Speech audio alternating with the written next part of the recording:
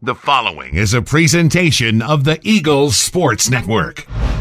Alongside Carson-Newman baseball coach Tom Griffin, I'm Michael Watchring, and this is the Eagles Sports Network. Carson-Newman falls 11-6 to King. And, Coach, the thing that strikes me is hitting with runners in scoring position. You go 2 of 13 as a group. Yeah. Cade Snap with both of your knocks in that. Is it an approach at the plate issue? Were they making good pitches?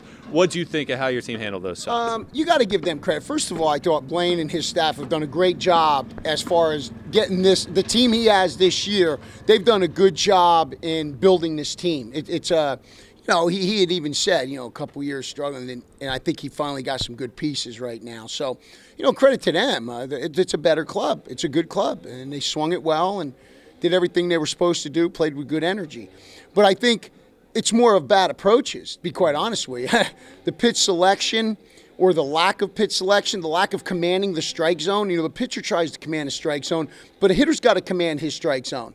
We get 2 breaking balls that are hanging, and we're taking that. That's a mistake the guy made. He got away with it, and we sat there and took him. And then we select a pitch with bases loaded in the 7th we talked about, and we get nothing out of it. So, yeah, it's partly pitch selection.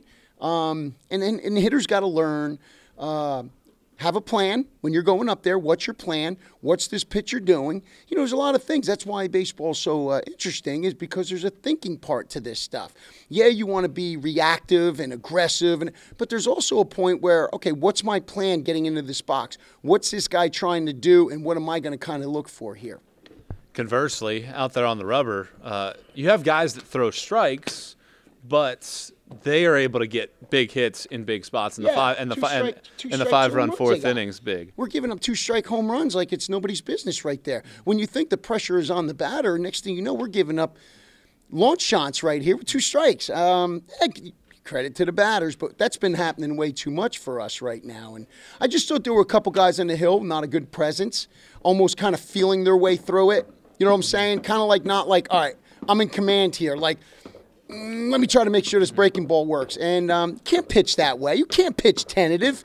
Hitters have got to have an aggressive mindset that they're in control. That's my box. And the guy on the mound's got to have that same mindset that this is mine. This is me. Listen, it's me versus the catcher. It's 2 versus 1. I'm in control here. And they've got to be able to slow their thoughts down. And again, have a plan up there. Have a plan. What's this hitter giving? What holes does he have? How am I going to attack that? And I think sometimes pitchers are just like, whatever he puts down, I'll throw. Well, wait a minute. It's your game. You decide what the heck you want to throw here, and do it with conviction. You make a couple errors in this game, and we've talked about the fly ball. Yeah, we talk about the defense. Is this one of the first times this year that the defense has directly led to giving up 5 runs? We dropped the fly ball. Mm-hmm. And that happens. Mm-hmm. Hey, I get it. Listen. I've made, bad mistakes. We dropped the fly ball, which leads to bad stuff, which leads to bad karma. I think there was some voodoo going on somewhere out there on Greg Valentine with the little duck farts and stuff like that going on. Just bad vibe. But it happens when you drop a fly ball. It just lets the air out of you. You can't have that. Good clubs can't do that, Michael. You know that.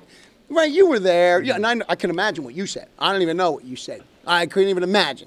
But we dropped the fly ball. Sloppy. I had to pull 2 guys from the game today because of sloppiness.